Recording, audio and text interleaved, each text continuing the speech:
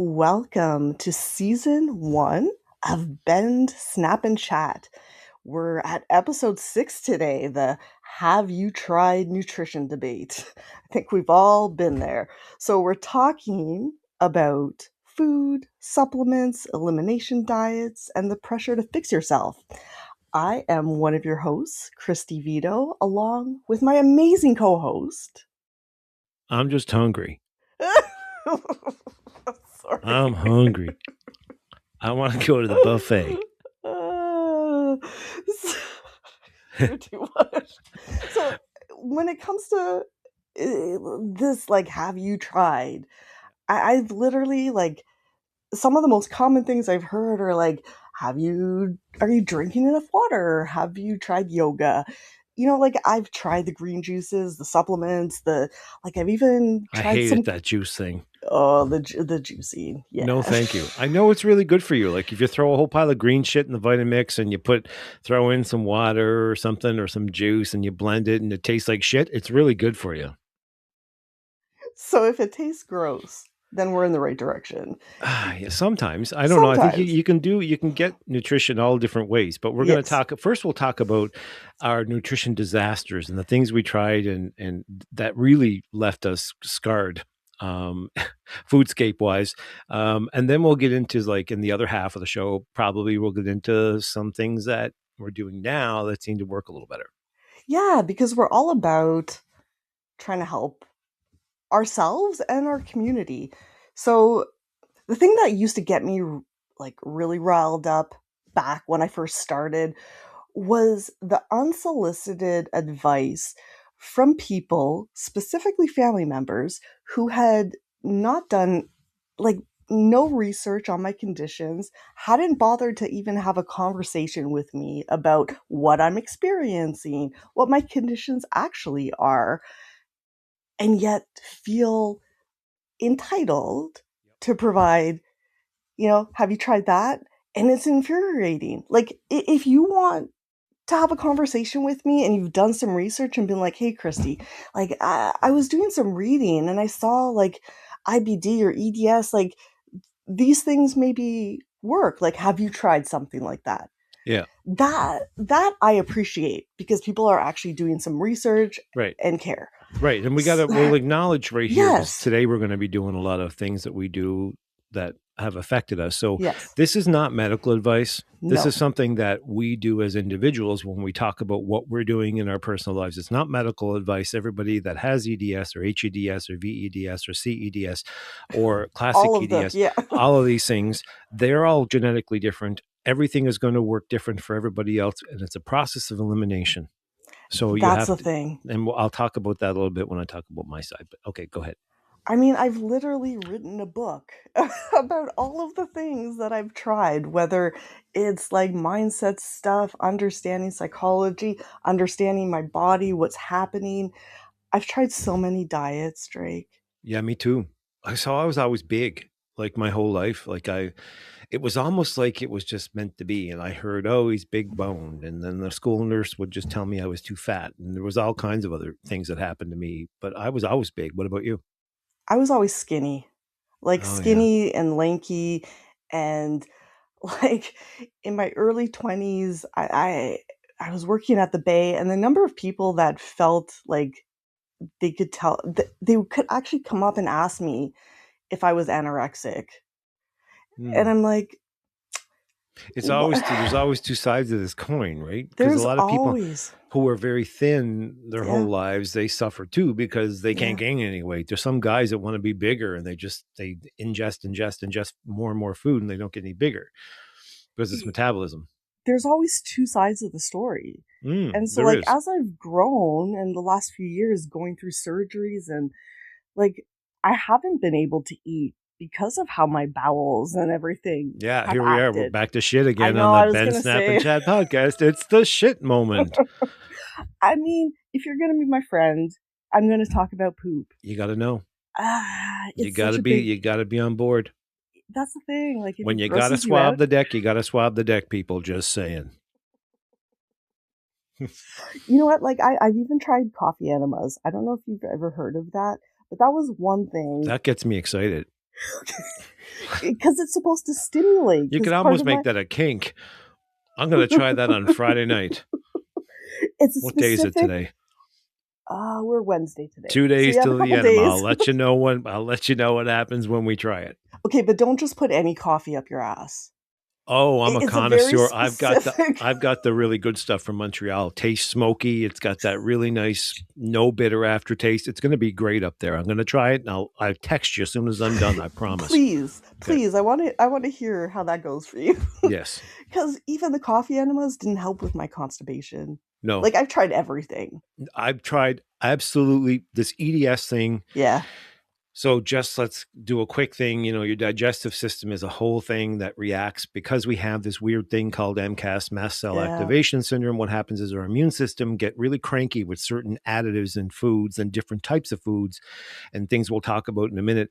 And then what happens is the connective tissue starts to get sloggy and then everything gets kind of slow and your peristalsis, which moves the poopy all the way through, well, that's kind of like going on strike when you have EDS. And then everything just kind of comes to a standstill. It really does. And I don't know if have you ever experienced SIBO? Do you do that on a Friday night too? So SIBO, because our tracts, a lot of people in the EDS community probably have experienced SIBO, which is small intestinal bacteria overgrowth. I've heard of this. Yes, and when I was, it was just something that was on top, like another level of what was happening in my GI. Yeah, and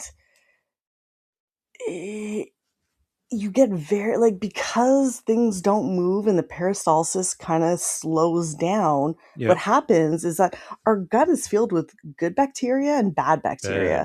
And when things aren't moving, that bacteria sometimes gets pushed up to where it's not supposed to be. Right.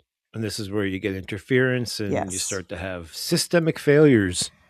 So what's the worst diet? So let's talk about our worst diet. Yours first. You go first. I mean, it's hard because I've tried the paleo, I've tried the FODMAP. FODMAP is really specific to those that do deal with SIBO and what's IBS. FODMAP now for those of us that don't know? So FODMAP, okay, let me pull out my... this is an acronym? It's an acronym and it stands for... Okay, I'm telling you right now, I'm going to butcher some of these words because they're hard. So it's fermentable oligosaccharides. Oh, Lord. Don't even try. Right. So basically what it means is you need to avoid foods that have fructose, lactose, fructans, galactans, polyols. Yeah. So, and I'm going to talk a little bit more about that because I know why. Well, it's the fermentation and it's not going in the place where it's supposed to. And it causes that stuff causes yeast infections. So a lot of sugar, a lot of causes this stuff, right? So for me, I know my worst diet was Nutrisystem. Do you remember Nutrisystem? No. So Nutrisystem was like Jenny Craig for Canada. Okay. So I go on this and it's all this prepackaged food that came in like space packs, like little tin foil. You'd either boil it in a bag. That's how old it is. Oh, wow. Okay. And it would come with, they'd have potato chips and they'd have all this stuff. And you would go and get your food every week, but I was dropping weight like crazy.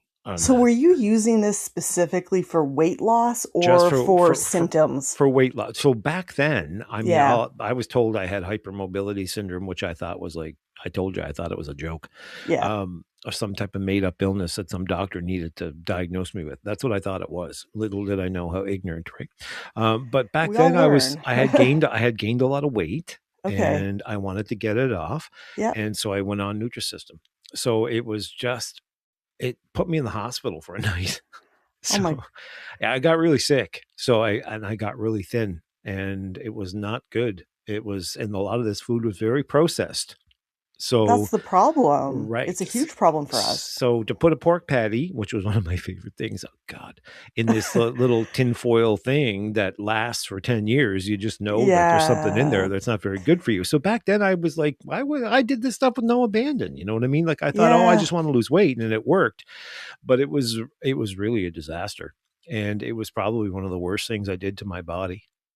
See, for me, because I was skinny growing up, like overly skinny, I never really, it, I never had a diet to try to lose weight until I gained the weight going through my surgeries the last few years. Like I came out of each surgery weighing 20 pounds heavier, and that Right. was 60 pounds in the matter of like 3 years. So that's a significant amount of weight gain. And for me, I knew it wasn't what I was eating because I wasn't eating much. So it's Yeah. not like I was worried about eating too many calories.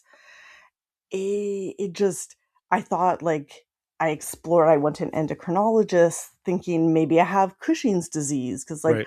I've been on prednisone and all these other things. And they ruled all those things out. And it wasn't until I actually worked with a nutritionist who told me, like, you're starving yourself, essentially.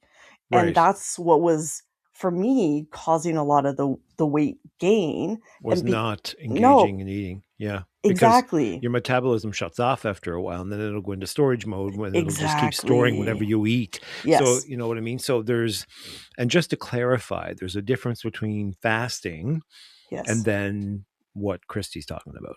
So, because I use fasting Yes. regularly. Like today, I did a fast. I stopped eating at I'm a night owl, so I think it was around 12:30 last night, Yep. 12:30 in the morning, Yep. and I didn't eat anything today till what time is it? 3:30.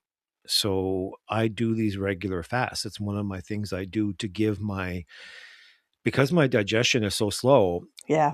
It's like a traffic jam. If you keep eating all the time, Oh my god, talk about a traffic jam. right? That was So my if you last keep night. if you keep eating all the time, what Yeah. happens is it becomes very difficult to get anything to move. So Yes. the fasting I find is very, very good. So I'll have coffee though. And so that's a big thing for me. But the fasting is part of my nutrition plan. And I've done a lot of research on the fasting. You can Yep. go do your own research. I mean, we've got very limited time to touch on all these things here, I know but there's so many. yeah, but That's the thing. fasting, you can start at 10, 12 hours, 14 hours, 24 hours. Some people do it for 2 days. I don't know how they do it because I'm hungry all the time if I do Yeah. that. But eventually fasting becomes part of the routine. It's like anything else. If you make it a habit, it becomes part of your routine. And for us, fasting has been a big thing. And I find it's taken about 5 years off my face Oh by wow, since I okay. started to do it. Yeah, like I really find I look younger, and I find Michael looks younger too. So I'm kind of like really into the fasting thing. But the other thing that I want to talk about for sure, since Yeah. this is our food and nutrition and everything, and I didn't really realize how much my diet was affecting my body. So Yeah. before, I ate gluten all my life, and Yeah. I was constantly in the bathroom with Yeah. IBS dumping syndrome. Yeah. I was here we that Yeah. da-da-da, Dumping we're talking about shit again on the Ben again. Snap and Chat podcast. Oh, surprise, Christy. If people are So shocked at this point, I no. don't know what to say. But anyway, but seriously though, it was a problem because Yeah. we go out to eat. I'd eat whatever. I mean, Yeah. within means, Yeah. and I would still be sick. So we couldn't figure it out. And here comes the idea behind the process of elimination. So Yes. if you're not feeling well every time you eat, then you need to take one thing that you're eating and take it away for a few days and see if it works, or even a week. And that helps. So one of the things that when I, after I got back from the conference and started working with Robin Fogg from Yeah. Colorado, she really gave me a talking to. About your She's probably going nutrition. to listen to this. She's going to laugh, and she's going to be That's really happy she kicked my ass. So one day she was like, "So now, Drake, I want to talk about your diet. Can we talk about it?" I'm like, "Oh fuck." Here we Right. go. I want Yeah. to eat my chips and stuff Right. like that. Right. So she's asking me what I'm eating. And she said, have you ever stopped to calculate with all of your great gluten-free stuff that in your granola bars that you think are Yeah. really good for you? Have you ever stopped and calculated your daily sugar? It's a big problem. Oh my God. So I did, right? I kind of, everything she told me to do, I started to actually go look at the gluten-free bread, which is all rice flour, by the way. So Yeah. it's a really, it's going to spike your insulin pretty Yeah. bad.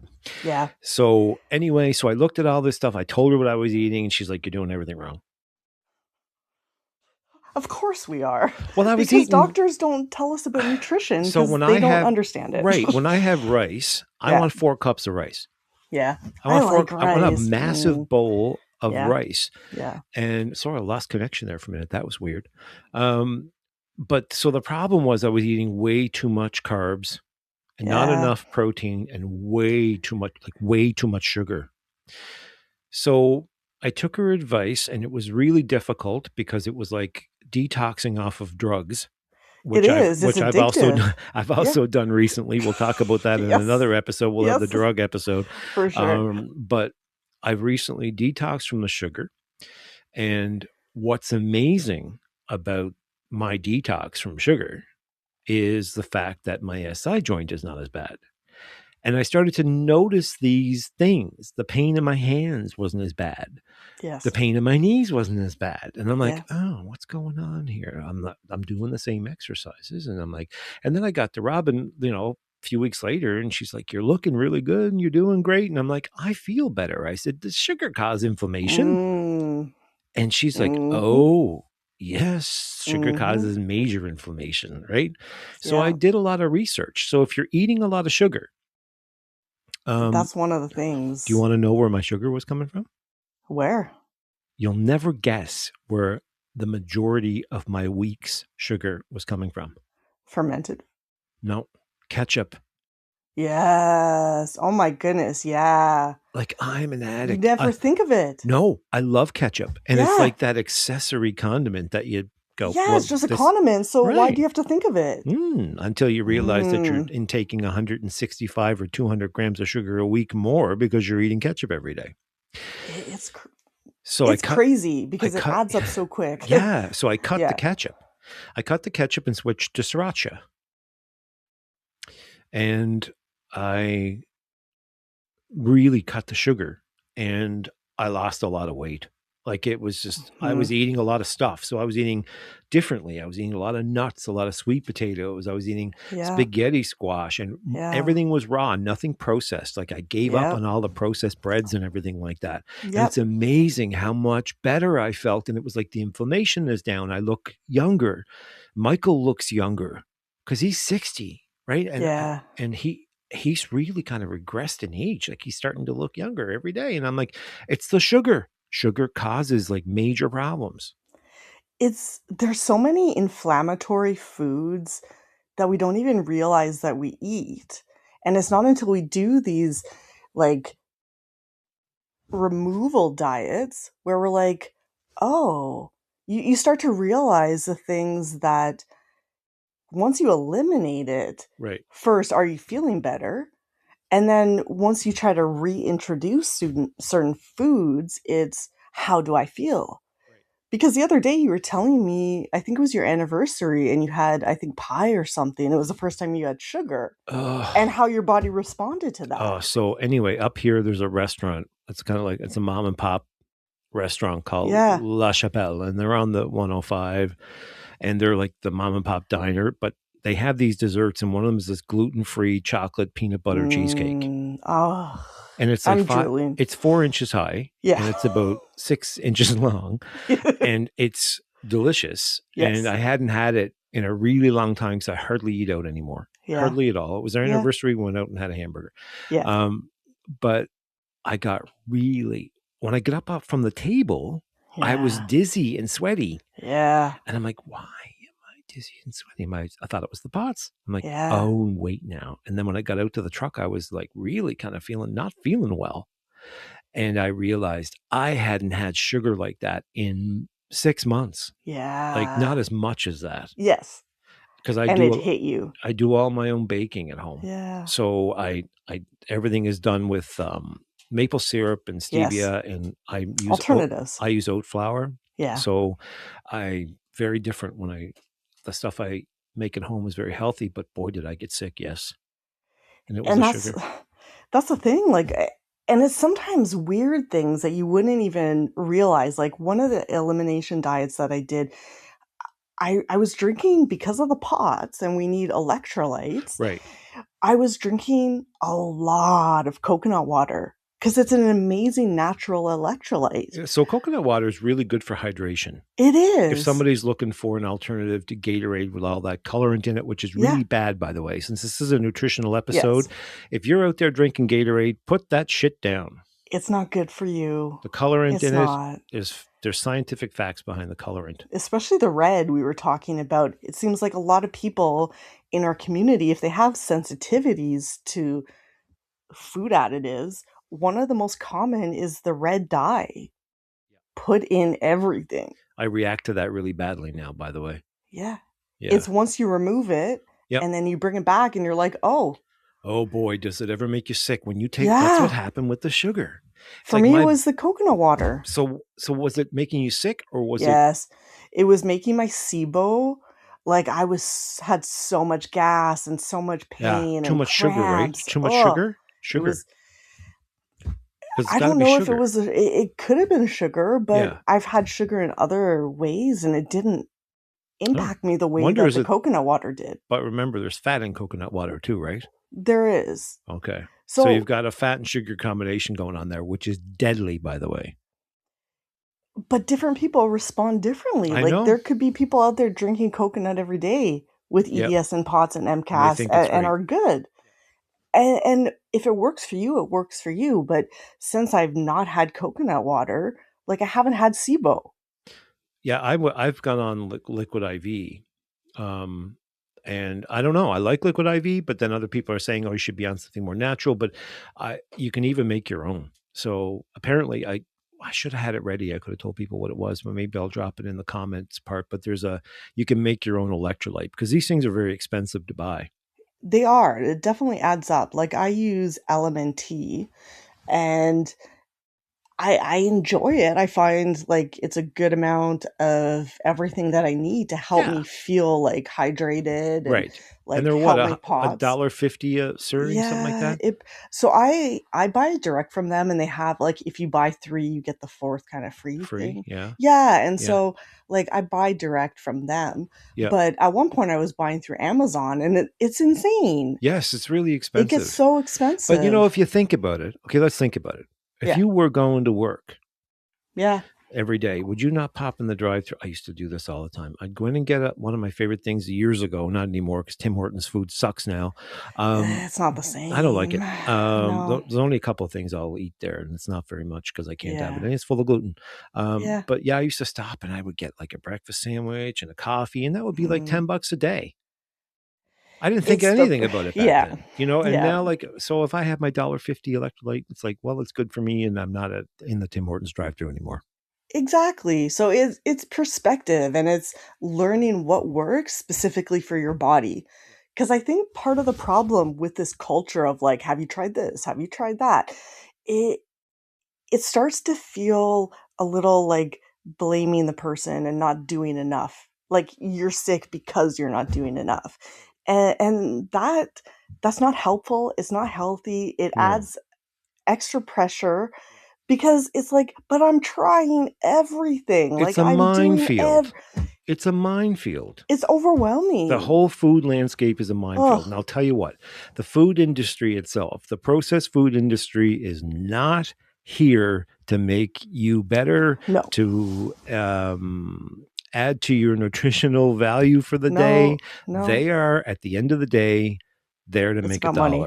Okay, exactly. So, and these days, it's getting tougher and tougher to make that $1 because good ingredients are now expensive. So guess what's happening?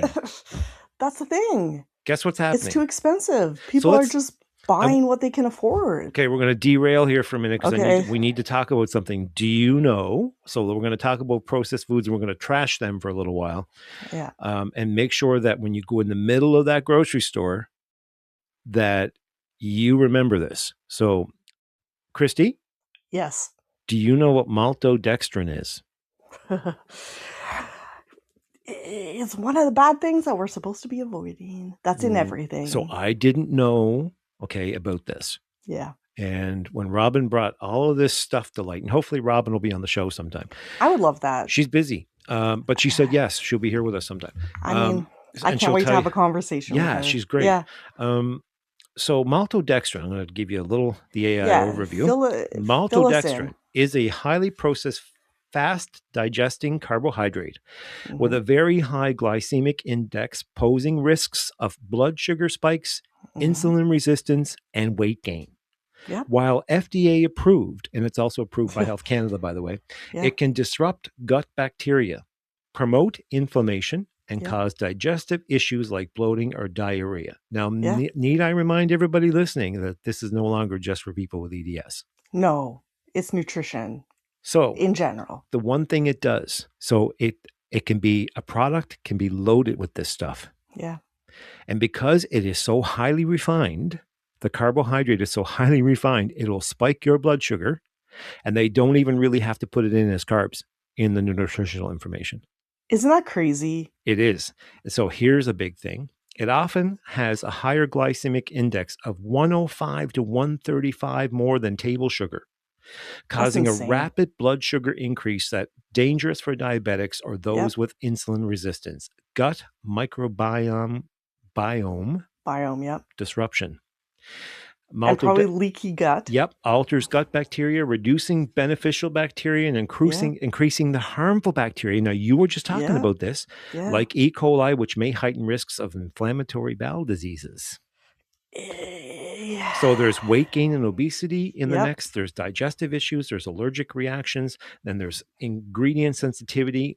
So what maltodextrin is made of? It's made of one of two things. And this, I'll tell you how much they're hiding this shit. So maltodextrin can be made of, it's wheat starch.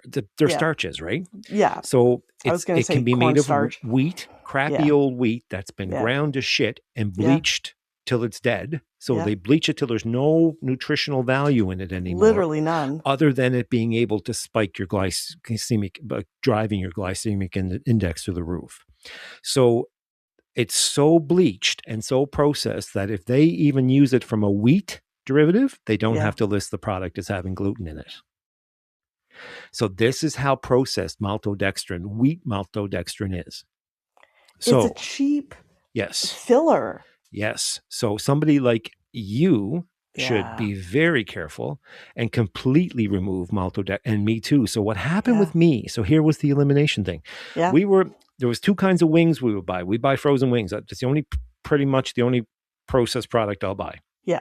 And they're usually M&M or La Cage au Spa, which is the brand from Quebec here.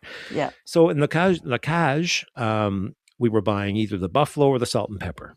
Okay. So when I eat the buffalo wings, I'd be fine. I'd eat the salt and pepper wings and I would be in the bathroom. Interesting. So we started to notice the pattern. And then Michael looked at the ingredients and he said, do you know what maltodextrin is? I'm like, no. He said, you should look it up. So I looked it up. And then I talked to Robin about it. And then I tried it again. And I had the same reaction. So for me, it immediately disrupts my digestive system, my gut biome. I took this to Dr. Bassalam, the one who diagnosed my EDS. And I told her about this because she's seen me 6 months before and then she genetic tested me and she's seen me 6 months after. I had made some major changes by then. And she's like, what are you doing? She said, you look great. She said, you're better. And I'm like, I said to her, do you know what maltodextrin is? She's like, no, what is it? And well, she had an idea that it was a food thing. Yeah. And I told her, and she said, I go to Costco. She said, and I buy like the big things for my kids. And I think I'm giving them something healthy and I'm really not. That's the thing. Like people don't realize what is actually in our food. And it's also what's in our skincare. Like I know it's a little, we're talking about nutrition, but what's allowed in North America, in the US and Canada. Let's do the skincare episode. We really should. Because I've got lots of stuff to talk about. I'm sure you do too. Yeah, it's just as eye-opening. It is. Hormones. When I spend time, it can affect your hormones. It's all of it. And the European guidelines are so different than what's allowed here. Oh my God. Do you know that Skittles have a completely different formulation in Europe than they do in Canada and in the US? all of it is different. And guess what? It's because of what you mentioned before, the red dye. It's actually like, it's the dirty dozen is, we can get into that. I think it'll be an interesting episode to talk about skincare, but it's honestly shocking when you start doing a little bit of research to see what are we, because our skin is our largest organ, right? And so everything we put on our skin gets absorbed into our bodies. Yeah. So it's just as important as what we're eating. And anything you put on, remember, I was a hairdresser for 33 years. Yep. And anything you put on your scalp too. All of it. And so we don't really realize it. We'll do that episode, right? Yeah, for sure. But seriously though, like, so the maltodextrin thing, I do challenge anybody to go out there and look at the maltodextrin thing. The problem with the maltodextrin is that if you keep getting these insulin spikes constantly, you're going to gain weight. You're going to start gaining weight because this is tricking your body, by the way. It's tricking it to spike the insulin, but the sugar's not there. So it's really bizarre. And these food chemicals and Kraft are really bad for this stuff, and what used to be General Mills and all of these companies, they're using immense Campbell's soup.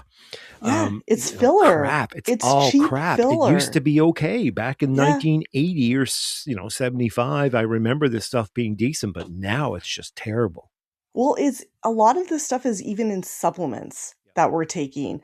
And so it becomes overwhelming. Like, what do I do? What can I take? What can't I take? Do you ever get like, when do we stop and become like, is it a control thing? Is it like, because none of these things have actually, some of them have definitely made a difference, like taking the coconut water, but like a lot of these, from a perspective of not losing weight, because that hadn't been my issue. Yeah. It was like focusing on the inflammation. And it gets overwhelming to a point where sometimes it's like you get this fatigue of like, well, what can I eat? What can I have? Right? Pass me a stick. Is water? I'll have a stick, please. Right? But for me, like the biggest eye opener was I was eating a lot of vegetables. Okay. So when I cut the rice out and I started to eat sweet potatoes and I started to eat spaghetti squash. I started to eat the really complex carbs. Yeah. But then I started to add like a side of like a whole bunch of broccoli or a whole bunch of Brussels sprouts or a big plate of cabbage because I love that stuff. Yeah. Okay. You would think that'd be good for you, right? Exactly. And not when you have EDS sometimes, because what happens with MCAS, when the mast cells and you eat cruciferous vegetables, they have a certain enzyme in them. If you don't cook them like to absolute death to the point where your grandma cooked broccoli and it tasted like pudding. If you don't cook it like that and it's got some crunch left to it, which I love, by the way, I don't like my stuff overcooked. Yeah. It's going to release an enzyme that causes inflammation. Well, before I had my first diagnosis of the IBD, I was like, what are things, like you Google, how to solve constipation remedies, and it's like, drink more water. Well, I'm drinking a shit ton of water. Like I drink like 2 to 3 liters a day. Yeah, and you apparently have to be careful when you have EDS of just drinking a lot of plain water. That's the other thing that I realized is like you can flush out all your electrolytes by doing that. So it's like this constant battle I give up. of like, and that's I'm going to the drive-through. You can finish the rest of the podcast by yourself. You just get tired. I'm going to get a Boston cream and a double. Fuck this. And then be on the toilet all night. I mean, do you think about it though? It's like, what do you eat? Broccoli or do you eat a donut? It's like, well, sometimes the broccoli can be just as bad as the donut. So it's like, like you say, you do get frustrated with this. But here's the point. I think that if you're out there and you're as frustrated as we were, and I mean, I'm much better than I was. So here's my theory. Here's how my schematic works nutritionally. Yeah. I can have dairy. I can have vegetables, but I don't do a lot of broccoli or cruciferous vegetables that aren't cooked really well. Yeah. But I do a lot of vegetables, a lot of corn, a lot of all that stuff. See, I can't eat the corn. See, I have to. Corn is my bowel buddy. Just say we're back to it again. It's shit time on the Ben Snap and Chat podcast, everybody. But it's all connected, right? It is all connected. What we're putting in is going to come out at some point. Right. So you kind of can't not talk about it, especially when we're talking about nutrition. But that's one of my go-tos is the corn. Yeah. So this is how individual all this stuff is. So I'll eat vegetables and then I do lots of protein. I do not deny myself of any protein. And sometimes I eat bacon and that's really bad for you. And I get it, but we all have to have vices. Right. And then there's dairy. And as far as so basically when I go in the grocery store, I shop in the L shape. Yep. That's been how I do it now. Yeah. The back where there's dairy and meat, and then on the side where there's vegetables, and that's about it. And most of I'll tell you, you want to talk about evil. You're buying bread at the grocery store. If you're buying bread at the grocery store, I challenge you to buy a bun of Dempster's bread. No. Take it home and put it on your countertop and leave it there for 6 months. Ugh. And then open the bag and find out what it's like after 6 months. I did it. There was nothing wrong with it. It looked like I could have made a sandwich and eaten it. It's scary. It is scary. Because it's like, what are they using to make that happen? What are they using to make preservatives? That? Oh, it's absolutely, and I'm going to tell you. Oh, you're actually looking at that. Oh, you just know I am. So we have maltodextrin, and that's one of the evils for today's episode. Yeah. And one of the other things is something called, and I challenge you to look at your bread bag, folks. Look at your bag. Potassium bromate. Found in some commercial breads, less common now in Canada and in Europe, because they're still using it in the US. Yeah. Used to strengthen the dough. And the concerns is linked to kidney and thyroid tumors in animals, but they haven't tested it on humans. Oh, wait now. Yes, they have. Banned. We're all part of an experiment. We are part of the experiment. It's called the money experiment. Let's put as much shit crap in their food and sell it to them because we'll get money for the weight and we don't care how much it's going to kill them. That's where we're at right now. So this product, this potassium bromate, is banned in many countries. I'm sure you'll find it in many things.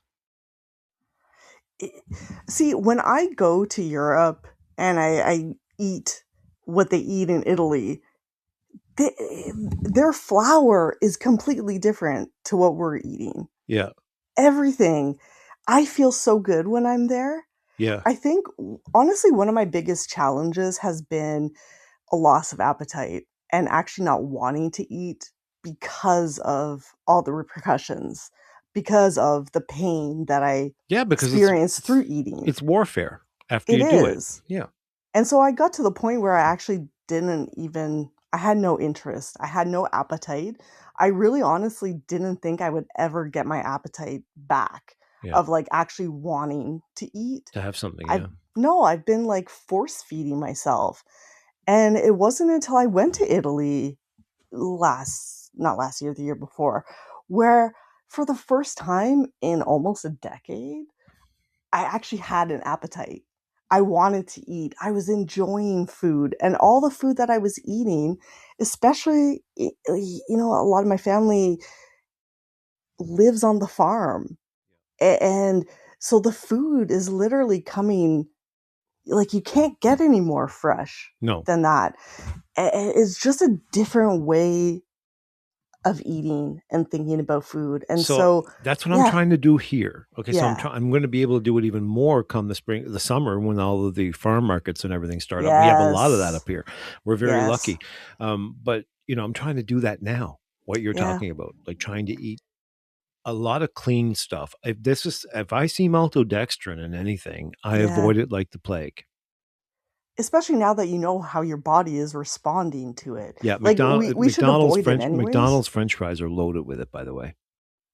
See, what's funny is that after my stoma surgery, my stoma nurse, because she said hydration is really important, if you are ever feeling thirsty and she told me go to McDonald's and have fries. She literally told me that because of the amount of salt. And that's counterintuitive to probably 99% of the population who's told to take salt out of your diet. Yeah. So, really? Yeah. Oh. Yeah, because it can cause cardiac issues, heart disease. If you've seen the salt I ate, you would die. But we need salt. We're literally the POTS I community don't is. know. I do eat a lot. Like, I mean, it's excessive, but I never feel bad, and I have lower blood pressure. Go figure. Well, that's the thing. Like, our bodies are very unique. We do need a lot more salt Because of in the, our I think, diets. and I'm just wondering. I've never really researched it exactly. I don't like to like talk about things I don't know about, but I Yeah, think is it because of the muscle? There's so much muscle activation in people with EDS as the body tries to stabilize itself. So I'm sure that has something to do with it. I got to look at that. it's part of it. Yeah. How I understand it is that the salt, because we're more prone to get dehydrated because we have a lower volume, like blood volume, and the salt, literally the salt helps us stay hydrated and helps our muscles to push back the blood from our feet up to the rest of the body. Oh, Yeah, so it has to do with helping us stay hydrated. right. Yeah, Keeping the water in your yeah, tissue. yeah, Okay. so that it's Oh, not interesting. Thank you. yeah, That's cool. So let's talk about another evil. You want to talk about another evil? let's do I it. know I'm hijacking this whole thing It's because okay. it's like I It's have my own okay. itinerary. It's Um, okay. let's talk about seed oils. How much do you know about Ugh, seed oils? So now remember, when we're talking about seed oils and we're talking about maltodextrin, we're not just talking about EDS people here. We're talking about no, everybody. in general.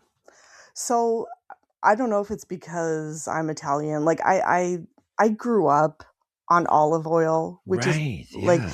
so I never, like, the vegetable oils and canola, like that was never an issue for me and my family because we Yeah. never really, except when, we're going out and eating processed food, then You can't there we control it. were. You can't control it Exactly. then. Yeah.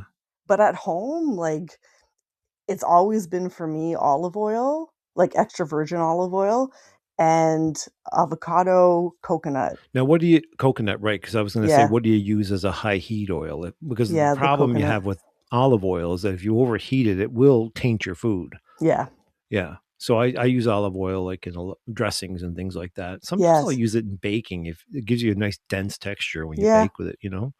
But so that's a good oil. So that comes from olives. But the Yeah. problem is this beautiful aisle that they have in the grocery Good. store of these sunny, golden, clear oils. Sunflower. Yeah, Yeah. like all of the canola and all of the, Yeah. the mazzolas and all of the Criscos and all of these things we've been eating for years. Yeah. We were trained that, oh, it's vegetable oil. It's good for you. Right? Because it's vegetable. So it must be healthy, right? So I want to challenge No. everybody out there who's saying, "Oh God, he's ruining my whole diet plan. He's ruining everything I eat." So I really challenge you to go and look at what most nutritionists, I'm talking about doctors of food, like Yeah. medical professionals, say about seed oils. Number one, Yeah. and then I'd like you to go watch the processing of canola Hmm. into that beautiful golden oil that you're buying in the grocery store. Yeah. And one of the facts about seed oils, I don't know whether you know this or not, is that by the time you've used that oil once, Yeah. it's rancid. Yeah. Did you know that? Yeah. But I know a lot of people don't. And it's so harmful. It's really the inflammation markers Exactly. in seed oils. And the reason why I really wanted to bring it up was for the EDS thing. And Yeah. since I've stopped the seed oil and the sugar, there has been an incredible change in my health that is really notable beyond anything and any medication that I've taken since I've really kind of gone downhill with EDS, which was about 3 years ago when things really Yeah. started to really affect me. And I had no idea what I was doing. But if you're out there suffering with inflammation, look Yeah. at a couple of things. Look at food additives like maltodextrin and sugar, any type of sugar. Doesn't matter what it is, there's no healthy one. Yeah. And then look at seed oils and try to remove these things from your diet as much as you can. Now, the big thing, I don't know whether you know this either. So, McDonald's, when they fry, or Wendy's, or let's not just pick on McDonald's, any No, of no. these places, Yeah. the more that they don't change this oil all the No, that time. it's disgusting when you actually When you think about how realize. many Yeah. times, and do you know how every time they fry with it, the Ugh. carcinogens in the oil get higher and higher and higher levels, Yeah. and the inflammatory markers become more and more and more and more potent. So if you have EDS and you're eating out and you're Uber eating all the time and you're getting stuff from Starbucks and you're buying your lunch at McDonald's and you're eating at A&W or you're having Kentucky Fried Chicken, I will guarantee you are hurting yourself for sure. Because I did So it. I did it. I know. now here comes in like when we think about the ableist and wellness community, a lot of people resort to that, A, because it's cheap, and B, because it's easy and fast. Yeah. So what alternatives can we give people or suggest that Well, you're talking to the right guy because I'm easy and fast. exactly. So like what can we do So beside those things? But plan. like I yeah. plan. So number one, we live in a place where we're not close to, we can't Uber Eats anything. Yeah. The closest Tim Hortons is almost an hour away. So even to Oh get a wow. coffee is like, pretty far. Yeah. There's a lot of mom and pop places within a Yeah. half an hour and they're good, but I don't eat out a lot. So I Yeah. tend to plan a lot more. I make everything in big batches. I have my healthy muffin recipe Yeah. and I make my healthy muffins or I make my healthy donuts every week. So we have a bag of that stuff there. So I've just basically become as much of a raw food person as I possibly can. So I just make sure that I have the stuff on hand. So I have those muffins in case I have a moment that I'm not Yeah. going to grab the chip bag because I love chips. I mean, I love my chips too. That's one. Do you know what I That's like? Crunchy things, those orange things, oh, and those are the Cheetos. worst. Yeah. They really are, by the way. So they are a non-food product. They're not Yeah. even food. They're something that's Yeah. manufactured. Like it's an experiment that was manufactured, and that somehow you can eat it. And there's And it's so addictive. Like well, this. the reason why, and I didn't think about this. Think about how long it stays in your mouth. So when you put a Cheeto or a chip in your mouth, Yeah. it melts, right? Yeah. So the melt factor, the fact that it goes away so fast and it's got so much MSG and so much maltodextrin and all Mm, these things in it, hmm. it makes you want to eat the second one, and it makes you want to eat. It's a science, eh? It's like the addiction in the brain. It triggers something. Yeah. That response of like, And oh, we've been trained for years and years and years yeah. and years because now people are finally waking up. Did you know that a lot of fast food restaurants are not as busy as they used to be? Which I think is that's a good thing. I think so too. I think that people are saying, do you ever hear people say these things? We're not going to talk about, this is not just about EDS, this is about everybody No. today. This Yeah. nutrition thing is for everybody. It So is. one of the things that you'll hear people say these days is, I don't know where all the cancer's coming from. But do you I think really I do, not? but we do know. We do know. You can chat GBT the damn thing. And you can take the back of one of your, say, take a bag of Cheetos. Okay, so Yeah. take a bag of Cheetos and put all those ingredients in chat GBT and say, how healthy am I going to be if I eat this? Yeah. And let chat GBT tell you, because it will take all that information and it will tell you that most of the stuff in this product is chemical and it's really bad for you. But the seed oil, Christie's in everything. Yeah. Eh? It's in everything. Yeah. So where do we go? So what do we do? I mean, we eat healthy. We eat as clean as we can. Yeah. I avoid gluten. I avoid sugar. I eat it sometimes. Yes, I eat a little bit, but I don't Yeah. eat a lot. And my body certainly responded to that. Which is amazing. I think for me, like I had so much fatigue over like restrictions because there's so many restrictions of like what can cause inflammation and what can cause that I So what's one of honestly your major inflammation markers? So what drives your inflammation markers up? What's the for food me it's definitely like the alcohol, Yeah. the greasy, Yeah. over-processed Yeah. foods, So anything that's got 100%. basically what we just talked about in it. Yeah. Yeah. Okay. And I know if I eat it, I'm gonna be like you the day that you had the piece of cake, and I'm gonna feel like shit. Does it ever make you sick? I do. I get nauseous. I get gassy. I Yeah. get, yeah, just Once you unwell. Yeah. Yes, once you do this elimination we start eliminating things and you start to know what's going to trigger you and not trigger you. Life changes. It really does. It really does. But it's all about balance as well though, because I find like I spent many years trying to stick to these like extremely restrictive diets. Yeah.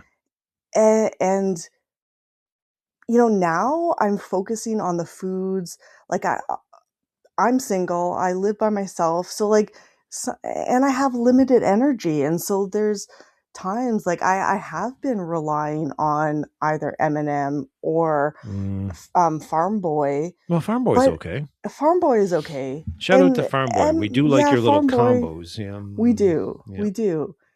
And so like, is it 100% like the best diet I could be eating? Sometimes yes, and Yeah. sometimes no. But I let myself kind of eat intuitively. Like if I'm feeling like, oh, I want salt, and I like, you know, Yeah. I want the chips. Most of the time it's because I haven't had enough electrolytes or haven't. So it's learning your body and learning what works for you. And I think it's very personalized. I will And I tell try you. to eat without shame too, because that's the other Well, thing. It's just the shame on top of everything else. So I have a cup. It's not helpful. I have like a little cup-sized china bowls that came with a set of dishes that we bought, and that is Okay. that's my pretty much my sounding board of how much I can have. So what I can Hmm. fit in that bowl without anything falling out is what I'll have, and I still have my chips. This is the thing, Yeah, okay? that's the thing. So I'm gonna eat my chips. I'm now, if you're going sorry. to have chips, what this is my thing, because chips are Yeah. loaded with most flavored brands of potato chips are loaded with maltodextrin. Yeah. So what I'll usually have is I do the yum yum. They're made over here in Quebec, and they're like pure just oil and potatoes, and that's it.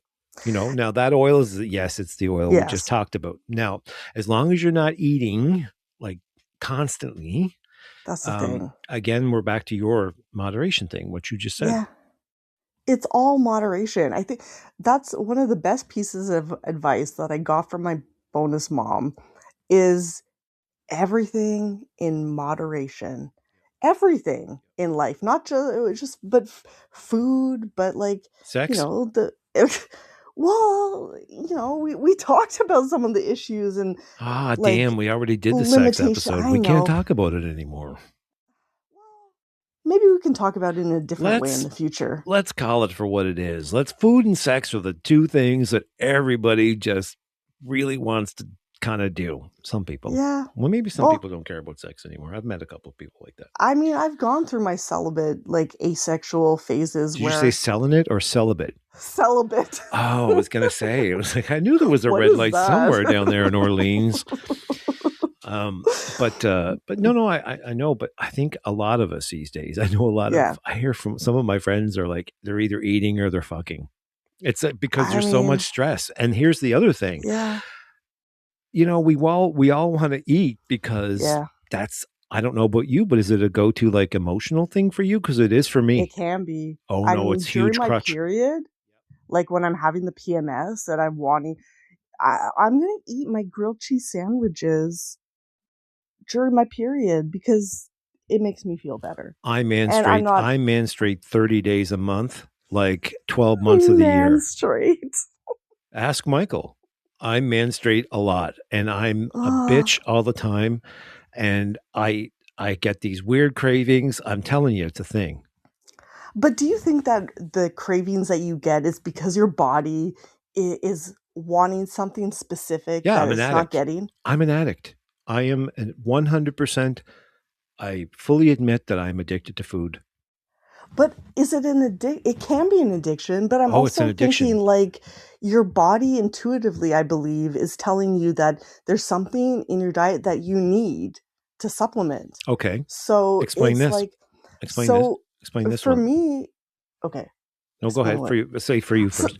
for me, it's like the big one that I get a lot, and I think a lot of us with POTS do, is that if I'm not getting enough salt, I will feel like shit. And so, like, I crave salty things when I'm not getting enough in my diet. So for me, I could eat something healthy that's Yeah. salty. Yeah. But like the last time we had company, Michael went down to the store and he bought some of those crunchy Cheeto things. Yeah. Yeah. And the bag is still down there in the closet. And there might as well be a fucking demon down there calling me down there, because I know they're there. And every night I get a little weakness in me. And it's like that. Remember when Flintstones used to have the devil on their shoulder? That's kind of what I'm like. I'm like, you should just eat them. You should eat them, because I want the whole bag, and then I get really violently ill after I eat it. It doesn't matter. So that's the addict, right? Yeah. Yeah. You're not addicted to food like I am. I'm not. Honestly, like, I've never been. My brother gets hangry. Like, if he doesn't get fed, then he's going to be an asshole. Yeah, that's It part of the is. menstruation. But for me, I've never had that. Oh, I've me. experienced where, like, I need to drink and I'm super thirsty, and it's like insatiable, like, I need to drink. Well, that's not a bad addiction.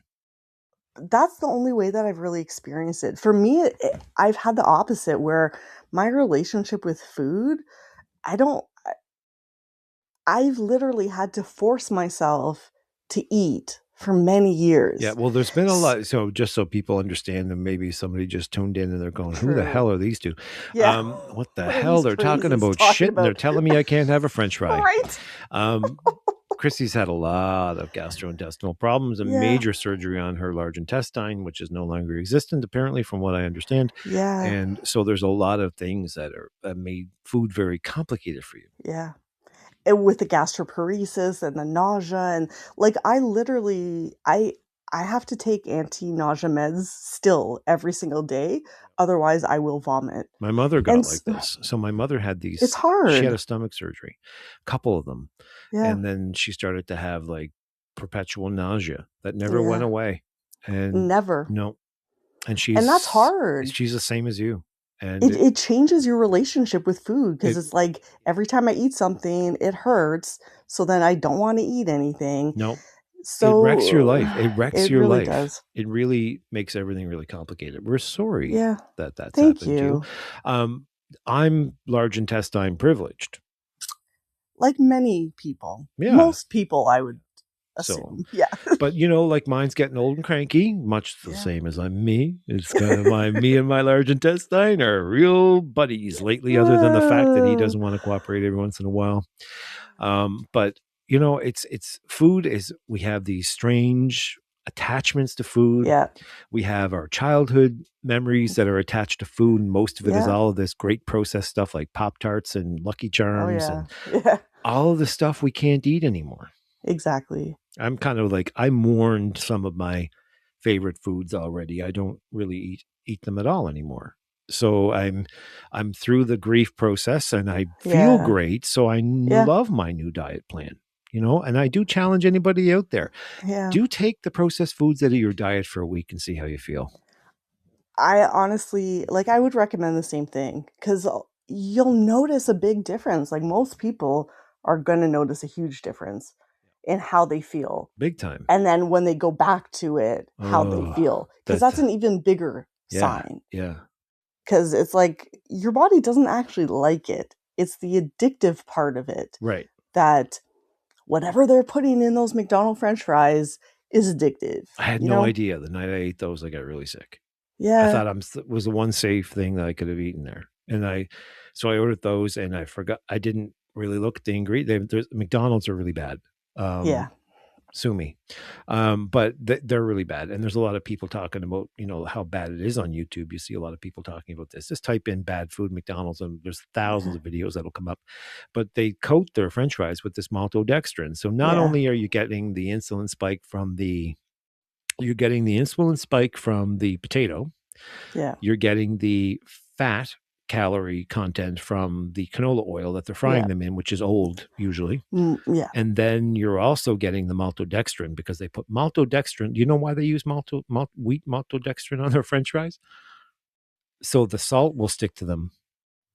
Really? Yep. Wow. Okay. Yeah. That's crazy. So maltodextrin's in a lot of potato chips too. So be careful of the potato chips. So what's your leaving advice? What's the one thing you would tell people that they should do diet wise that you think that would be worth them trying? I honestly think that you should trust your body. Obviously, let go of the big causes of inflammation. So we're talking about the alcohol and the greasy foods and all of that, because that impacts everybody regardless of what your health is like. But don't get obsessive to the point where you can't enjoy life anymore. Yeah, that's really good advice. That's what I would say. What about you?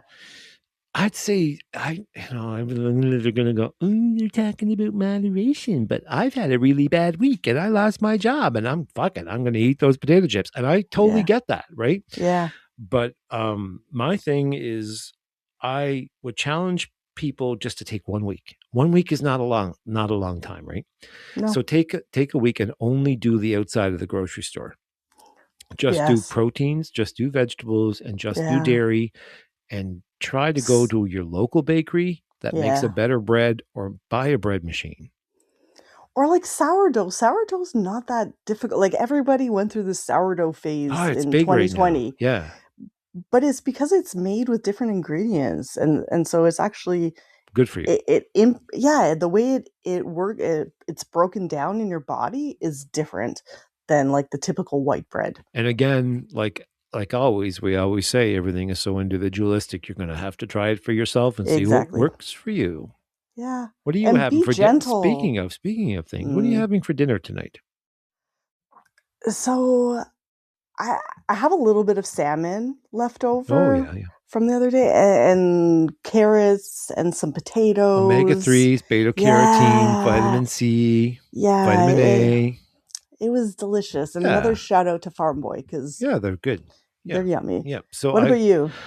I have a roast beef in the slow cooker, and I'm going to toss some sweet potato and carrot chunks and some rosemary and some olive oil together and roast some vegetables. That sounds absolutely delicious. Just hack away at the beef that will probably fall apart by the next couple of hours. And that's going to be it. And that's enough beef. There's enough beef in the slow cooker for like 4 days. So we're going to be eating for a while. I love that.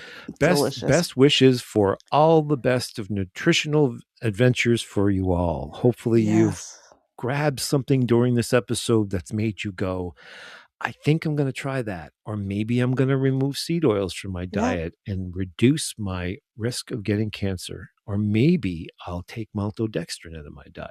Or maybe I'm going to become a beverage addict. I did the liquid diet. Yeah, well, me too.